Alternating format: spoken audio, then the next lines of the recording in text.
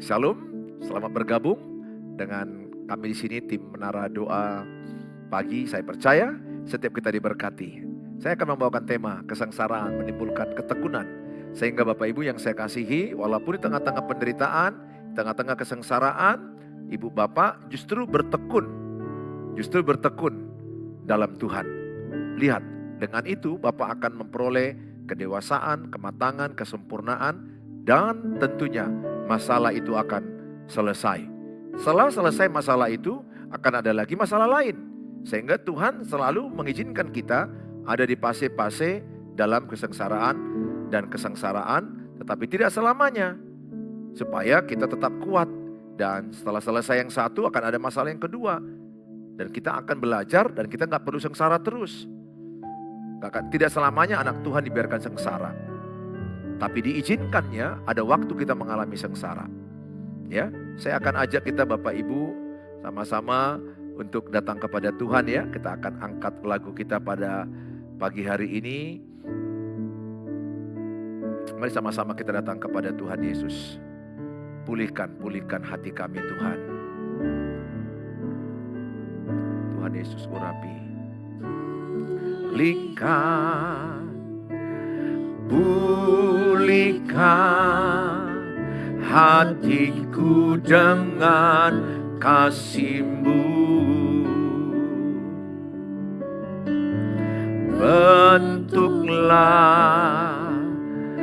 Bentuklah hatiku jadi seperti-Mu. Kekudusan-Mu memenuhiku. Tuhan, ini rinduku. Ubah hatiku seperti hati-Mu. Kudus berkenan bagi-Mu. Bagaikan emas yang murni, bentuk hatiku selalu. Biar ku menjadi ciptaan baru, bebas dari semua yang jahat.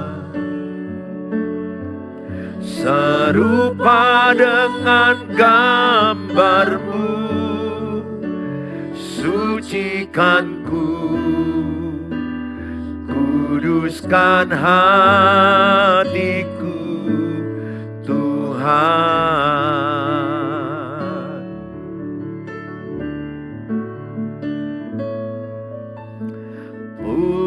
Pulihkan hatiku dengan kasih-Mu. Bentuklah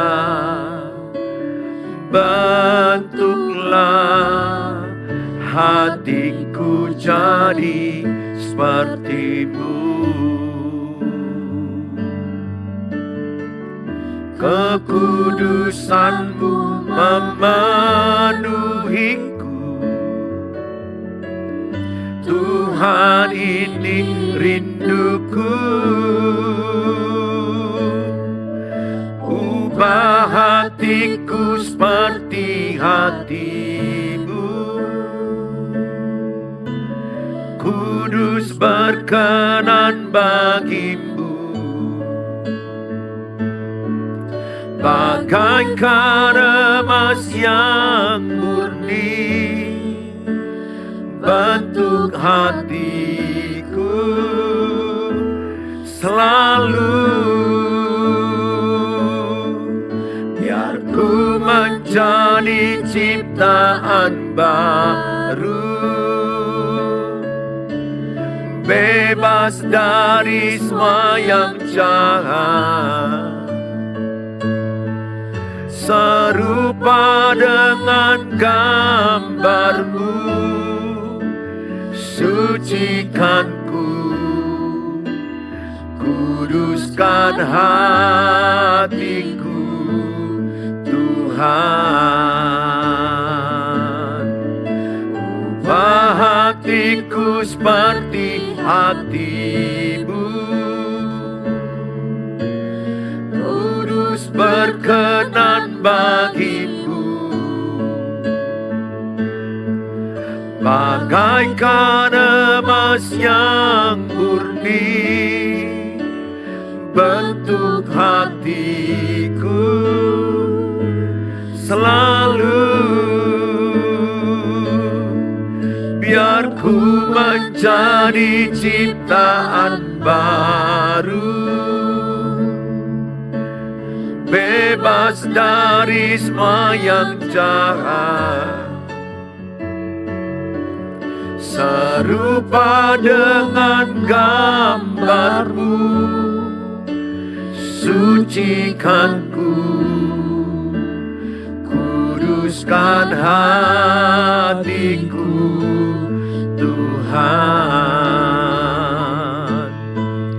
Ubah hatiku seperti hati-Mu, oh, kudus berkenan bagi-Mu. Bagaikan emas yang murni, bentuk hatiku selalu, biar ku menjadi ciptaan baru, bebas dari semua yang jahat, serupa dengan gambar-Mu. Sucikanku, kuduskan hatiku, Tuhan. Sucikanku, kuduskan hatiku, Tuhan. Sucikanku, kuduskan hatiku, Tuhan.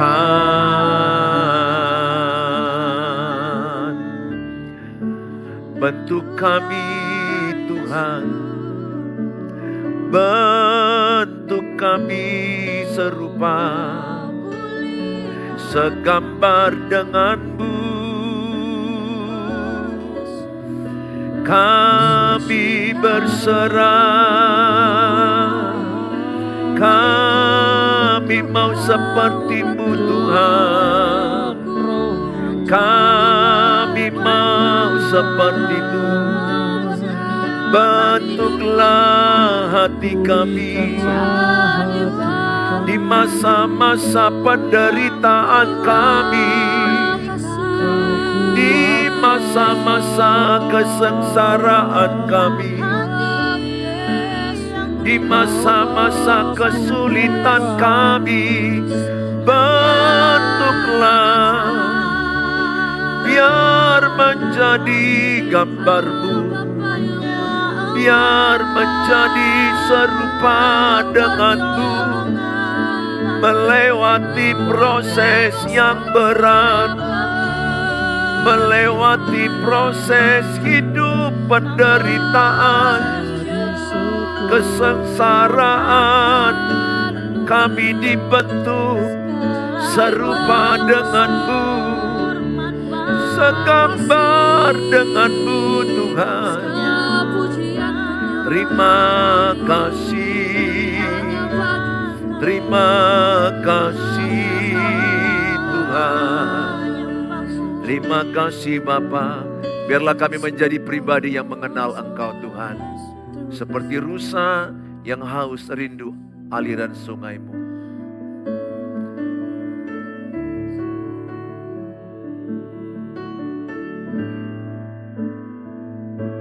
Seperti rusa yang haus rindu aliran sungaimu.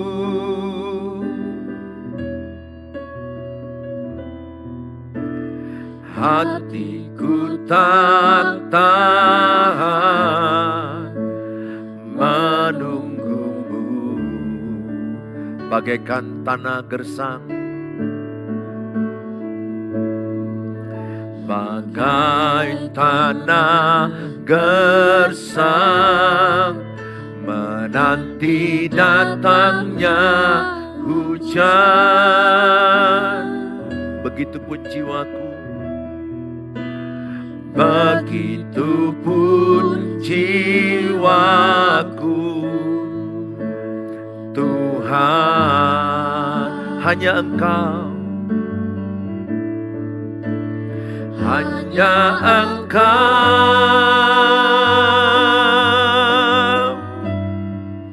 pribadi yang mengenal hatiku.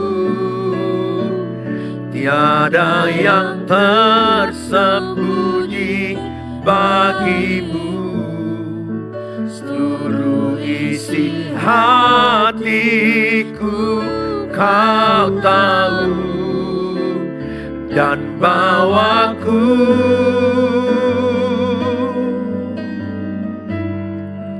untuk lebih dekat lagi padamu, tinggal dalam indahnya dekapan kasih-Mu.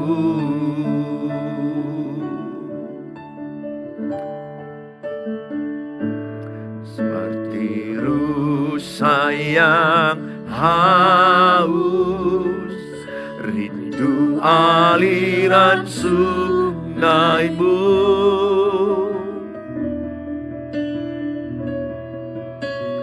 Hatiku tak tahan menunggumu,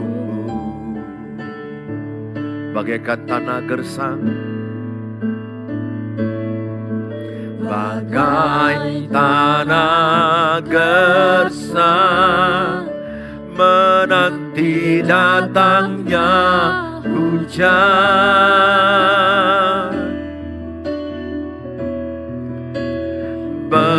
Begitupun jiwaku, Tuhan. Mari sama-sama katakan, hanya Engkau,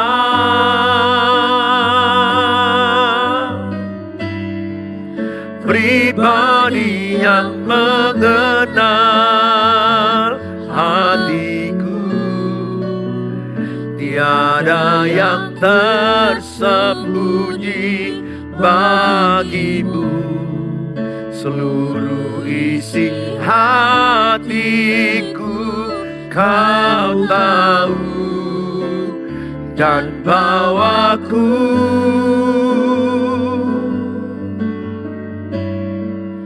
untuk lebih dekat lagi padamu, tinggal dalam indahnya dekapan kasih-Mu.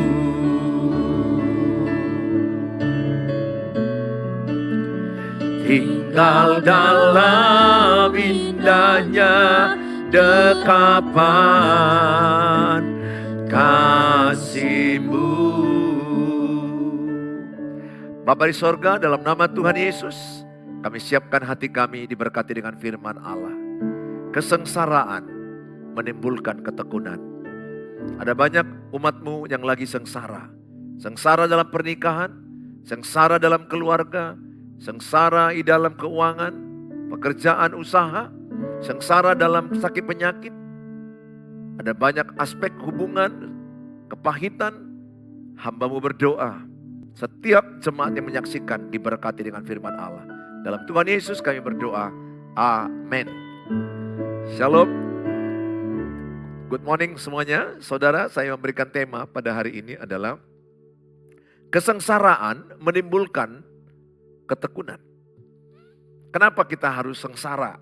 Kenapa kita mengalami penderitaan yang berkelanjutan, bahkan kita jadi sengsara? Kesengsaraan itu menimbulkan ketekunan. Ada ujian. Saya masih ingat kalau di SMA atau kita di sekolah, di kuliah, setiap ada ujian itu adalah kita tekun belajar. Betul ya Bapak Ibu, pengalaman gak? Siapa di sini yang sama kayak saya? Menjelang ujian itu belajarnya lebih tekun. Kalau ujian masih jauh, kita masih santai. Tapi ketika udah dikasih tahu seminggu lagi ujian, mulai bertekun. 3 hari lagi, mulai bertekun. 1 hari lagi. Wow, kita tiap detik, tiap jam. Kalau saya begitu ya, pengalaman saya, waduh, saya sampai pernah itu rendam kaki di air waktu SMA. Menjelang dulu namanya itu kita UMPTN, ujian masuk perguruan tinggi negeri. Nah, saya masih ingat bagaimana perjuangan itu sampai saya bermalam-malam, tidak tidur, tidurnya 2 jam, 3 jam, rendam kaki di baskom, di ember kecil, kita rendam supaya jangan tidur. Nah, dan puji Tuhan ya bisa lulus masuk UMPTN pada waktu itu. Tetapi yang saya mau terangkan, karena ada ujian-ujian, maka kita akan bertekun belajar. Jadi, saudara, demikian kehidupan kita. Kehidupan kita itu ada ujian iman. Ya, dalam 1 Petrus dikatakan menguji kemurnian iman kita. Supaya iman kita itu seperti emas. Iman kita itu lebih mahal dari emas. Jadi dimurnikan. Pemurnian itu menyakitkan. Menyakitkan pemurnian itu. Pembersihan itu menyakitkan. Ranting yang dibersihkan itu lewat penderitaan. Supaya kita berbuah lebat. Jadi penderitaan, kesengsaraan, sebenarnya tujuan Tuhan itu adalah pemurnian, pembersihan. Supaya kita menjadi ranting yang berbuah lebat. Saya merasakan itu. Setelah saya melewati fase di mana saya sengsara, saya menderita, saya melihat hidup saya pernah drop. Sepertinya kenapa begini ya? Kita ikut Tuhan, kenapa jadi lebih susah, lebih menderita. Dan kemudian ada keinginan lari dari pelayanan, lari dari pengembalaan, lari dari pernikahan. Kesulitan itu saya alami. Sesaat saya drop. Tapi ketika saya datang kepada Tuhan Yesus, Tuhan mengajarkan saya ketekunan. Justru ini baik bagimu. Kita berpikir bagaimana baik menderita bagi saya. Bagaimana baik sengsara bagi saya. Yang bagi kita ini baik kan maunya uang lancar, banyak. Hubungan pernikahan nggak usah ada persoalan. Hubungan dengan keluarga mertua nggak usah ada persoalan. Sehat-sehat, semuanya jalannya mulus, everything good. Pikiran manusia itu jauh berbeda dengan pikiran Allah. Sejauh langit dan bumi. Jadi apa yang baik menurut kita belum tentu baik menurut Allah. Sebaliknya adalah apa yang baik, apa yang buruk menurut kita, tapi baik menurut Allah. Sehingga yang mungkin saudara yang menyaksikan ini merasa keadaanku buruk, keadaanku menderita, keadaanku sengsara. Percayalah Roma 8, ayat 28 sampai 29. Ku tahu sekarang Allah turut bekerja untuk mendatangkan kebaikan bagi orang yang mengasihi Dia. Roma 8 ayat 29. Supaya engkau semakin serupa, segambar dengan Tuhan. Jadi saudara, ada kata ku tahu sekarang. Artinya apa? Kita nggak tahu apa tujuan Tuhan di balik penderitaan. Sering sekali itu. Kita nggak tahu apa maksud Tuhan di balik persoalan itu, di balik penderitaan kita, tekanan mental, kepahitan, kesusahan, kegagalan, sakit penyakit, kebangkrutan, ejekan orang, fitnah orang sama kita. Gosipan orang sama kita. Jangan marah kalau engkau digosip. Jangan marah kalau kau dipitnah. Jangan marah kalau kau dikata-katai orang. Sebenarnya Allah sedang mempromosikan engkau. Allah sedang merencanakan yang baik kepadamu. Responi dengan baik. Ku tahu sekarang artinya belakangan kita tahu setelah terjadi dulu masalah yang membuat kita menderita. Setelah terjadi dulu masalah yang membuat kita sengsara. Sehingga pesan saya sama saudara, tetaplah saudara di fase itu bertekun mencari Tuhan. Ketika saudara bertekun mencari Tuhan, maka saudara melihat Benar kata Roma 8:28, mendatangkan kebaikan. Allah turut bekerja artinya sinergis. Artinya Allah memberkati kita, kita bertahan dalam penderitaan itu. Kita lakukan bagian kita, bertahan aja. Ada kalanya kita bertahan. Kita nggak tahu sampai kapan, kita bertahan, sabar aja. Lewati janji Tuhan, ya dan amin. Maka dikatakan mendatangkan kebaikan. Kebaikan apa di situ? Kebaikan bukan bicara masalah harta, masalah kekayaan, promosi jabatan, tidak. Kebaikan di Roma 8 ayat 28 adalah kebaikan Roma 8 ayat 29. Artinya kita semakin serupa dengan Tuhan, segambar dengan Tuhan, semakin mirip dengan Tuhan. Perkataan kita, pikiran kita, perilaku kita. Jadi Tuhan membentuk hidup saudara, Tuhan membentuk hidup saya lewat penderitaan. Tidak ada di antara kita yang mau menderita. Tidak ada di antara kita yang mau sakit. Tidak ada yang mau di antara kita yang bangkrut. Tidak ada di antara kita tidak punya uang. Tidak ada yang mau di antara kita yang gagal. Kita tidak mau gagal. Kita tidak mau ada persoalan dengan pasangan kita.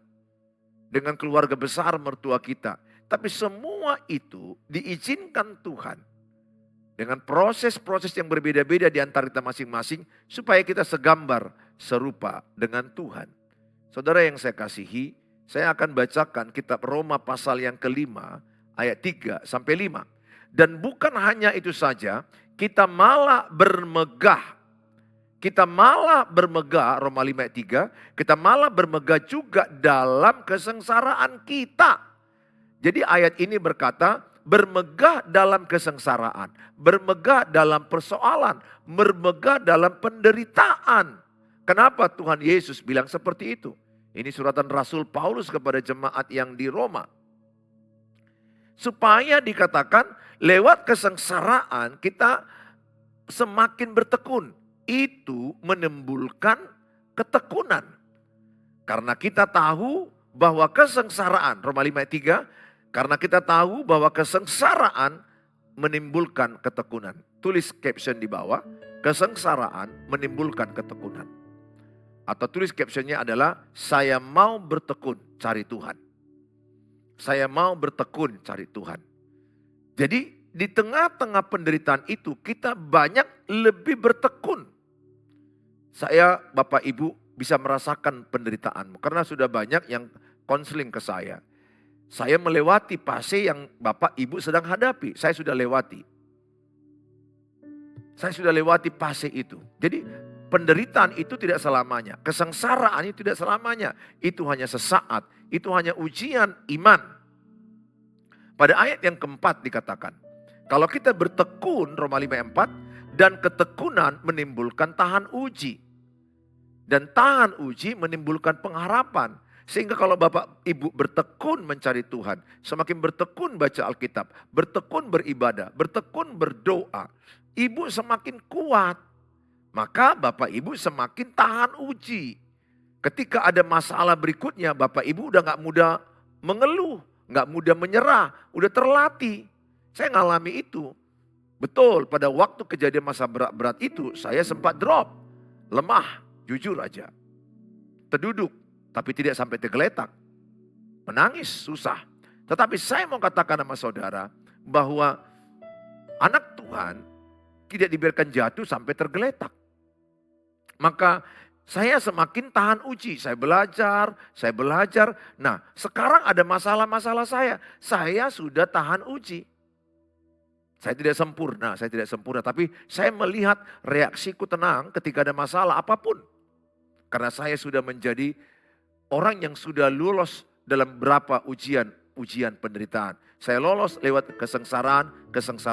Penderitaan itu membuat saya lebih kuat, membuat saya lebih sabar, membuat saya lebih rendah hati, membuat saya lebih tahan uji, membuat saya lebih better and stronger. Jadi ujian demi ujian, bukankah orang bilang pengalaman itu guru yang terbaik? Sehingga kalau ada masalah hari ini, besok dan seterusnya, saya sudah lebih tenang. Saya menyikapinya lebih tenang, saya menyikapinya lebih sabar, saya menyikapinya lebih bijaksana, lebih berhikmat. Saya menghadapinya dengan doa, dengan iman. Jadi saya pun tidak lepas dari masalah, walaupun saya sudah lolos dari beberapa masalah. Ini ke depan akan ada ujian-ujian iman saya. Tapi saya sudah tahan uji. Nah, kalau saya tahan uji, maka tahan uji dikatakan ayat 4 Roma 5 menimbulkan pengharapan. Jadi orang yang tahan uji itu ada pengharapan. Saya di tengah-tengah persoalan saya selalu ada pengharapan. Ada masalah usaha saya, masalah pengembalaan, kesehatan saya, masalah keluarga, tetap ada. Tapi saya sudah lebih kuat dan lebih bijaksana, lebih berhikmat, dan saya tahan uji. Saya berdoa Bapak Ibu yang lagi mengalami kesengsaraan, lagi mengalami penderitaan, engkau sedang dibentuk Tuhan lebih kuat, lebih sabar, lebih rendah hati, lebih tahan uji. Dan tahan uji yang ada pada Bapak Ibu, itulah mendatangkan pengharapan. Tahan uji menimbulkan pengharapan. Sehingga Bapak Ibu punya pengharapan yang kuat dalam Tuhan. Roma 5 ayat 5 dikatakan, dan pengharapan tidak mengecewakan karena kasih Allah telah dicurahkan di dalam hati kita oleh Roh Kudus yang telah dikaruniakan kepada kita. Jadi saudara, pengharapan itu tidak akan mengecewakan. Maka saudara, kalau engkau sengsara, itu supaya engkau bertekun cari Tuhan. Tulis di situ, saya mau bertekun mencari Tuhan. Tulis di kolom-kolom yang ada, saya mau bertekun mencari Tuhan. Itu pentingnya. Saya mau bertekun. Kalau ibu bertekun, maka ibu akan tahan uji. Kalau ibu tahan uji, ibu punya pengharapan. Kalau ibu punya pengharapan, pengharapan yang tidak mengecewakan. Lihat, masalahmu itu tidak membuat engkau kecewa. Justru saudara akan bersyukur kenapa itu terjadi. Saya baru sadari itu. Semakin kusadari, bukan baru, semakin kusadari. Oh, kenapa masalah itu terjadi? Supaya aku begini rupanya. Oh, kenapa itu terjadi? Supaya aku begini rupanya. Sampai nanti Bapak Ibu sama kayak saya. Oh, pernah gak Bapak Ibu ngomong kayak gitu? Oh, sehingga aku tahu ada tujuan Tuhan di balik penderitaan itu. Saudara, kuatlah dalam penderitaan. Sabarlah dalam kesesakan. Bertekunlah berdoa. Ingat, itu kitab Roma 12 katakan, sabar dalam kesesaan, bersukacita dalam pengharapan, bertekunlah dalam doa. Jadi penting kali di tengah-tengah penderitaan, kesengsaraan itu, bangunlah ketekunan. Ketekunan mencari Tuhan, ketekunan untuk berdoa. Nah saudara, dalam kitab Yakobus 1 ayat 2 sampai 4 bilang begini. Saudara-saudaraku, anggaplah sebagai suatu kebahagiaan.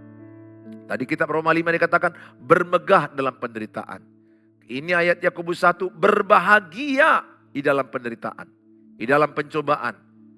Apabila kamu jatuh ke dalam berbagai-bagai pencobaan. Ayat 3 Yakobus 1. Sebab kamu tahu bahwa ujian terhadap imanmu.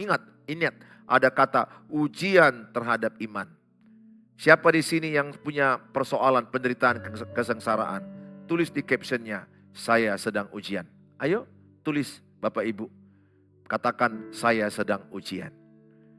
Apapun ujianmu, pernikahan, disakiti pasangan, masalah keuangan, pekerjaan, kesehatan, difitnah, digosip.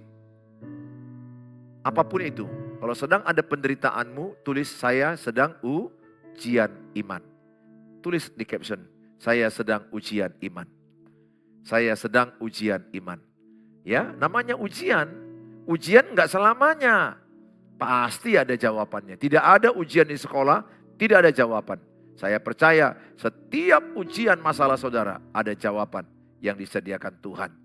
Nah saudara yang saya kasihi, dikatakan sebab kamu tahu bahwa ujian terhadap imanmu itu menghasilkan ketekunan.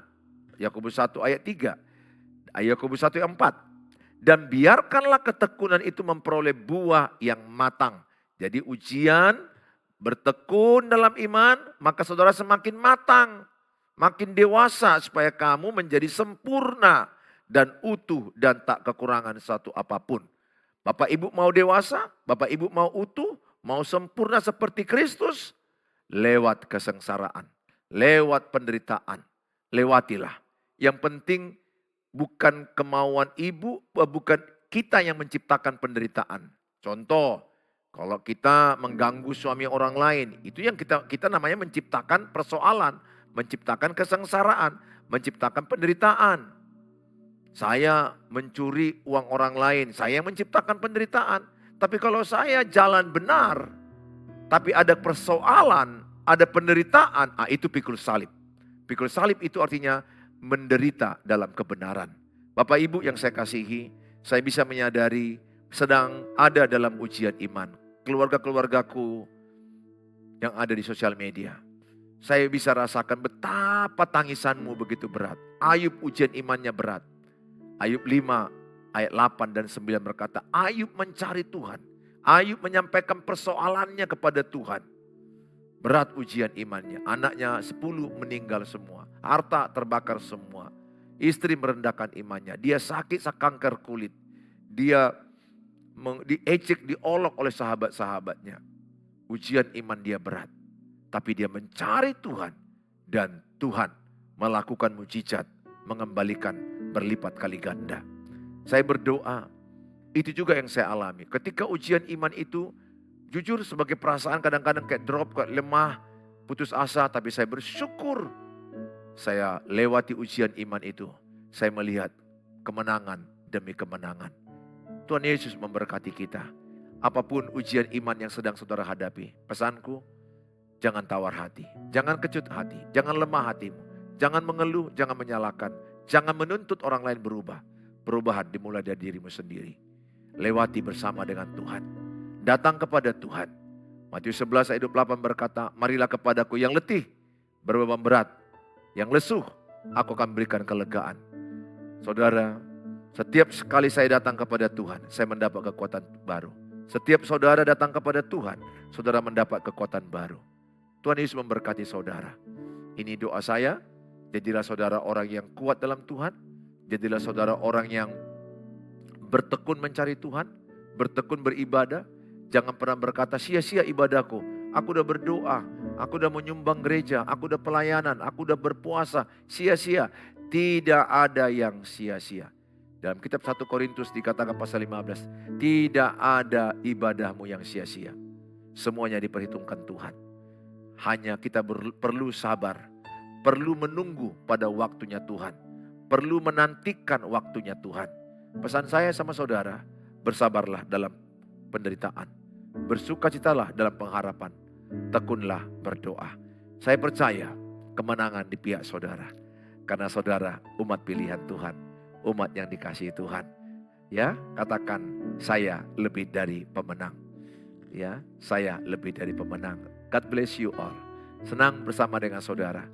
Saya rindu bertemu saudara. Ya, saya sudah bertemu dengan banyak keluarga-keluarga saya di sosial media ketika saya khotbah Natal di berbagai tempat. Saya rindu bertemu langsung dengan saudara. Bersenda gurau, tertawa, berdoa, menangis bersama. Saya rindu bertemu dengan saudara. Waktu Tuhan pasti ada ya. Tuhan memberkati saudara. Be strong, tetap cari Tuhan. Andalkan Tuhan. Berharap kepada Tuhan. Ingat Yeremia 17, diberkati orang yang mengharapkan Tuhan. Terkutuk yang mengharapkan manusia.